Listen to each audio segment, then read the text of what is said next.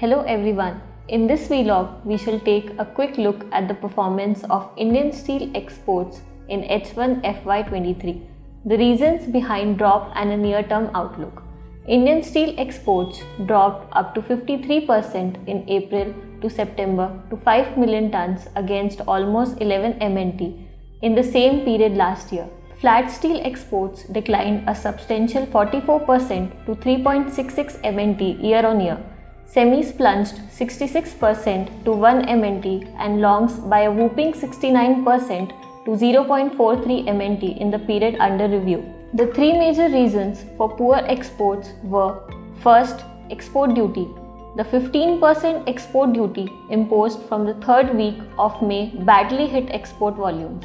The levy is still under implementation and government feelers indicate it is not going to be lifted soon in an attempt to stave off inflationary pressures. The mills tried to work around the tax by resorting to exports of boron-added hot-rolled coils, but there were not too many takers for the same in overseas markets. Eventually, Indian mills concentrated on the Middle East and Southeast Asian markets like Vietnam that traditionally import considerably, but overall demand for finished steel has been weak globally amid currency slides and inflationary tendencies. Secondly, Vietnam's slow recovery post-pandemic. Plus, buyers here have shown preference for domestic HRCs. Domestic steel major Hoa Phat reported higher sales for the first 9 months of 2022 on a yearly basis. Sales of construction steel, HRCs and billets rose 3% year-on-year over January to September 2022. Consequently, Vietnam's import from India fell 45% to 0.50 MNT in H1FY23. Third, demand from Europe dropped. The Europe enjoyed a leading 24% share in India's steel exports in 2021. However, some major factors spoiled the party this year.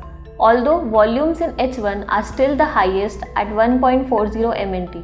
This is due to the bookings made earlier in the fiscal year, after the onset of the Russia-Ukraine war, when Europe pressed the panic buying button. Inflation fueled by sharp hike in natural gas and energy prices has ensured a sharp demand drop for steel in Europe.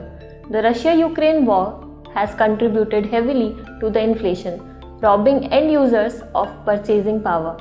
That apart, demand for boron-added HRCs was low in Europe and other regions, contributing substantially to India's low export volumes in H1. What to expect in H2FY23? Exports account for 15 to 20% share in India's steel production but are likely to remain subdued in the short to medium term due to two factors.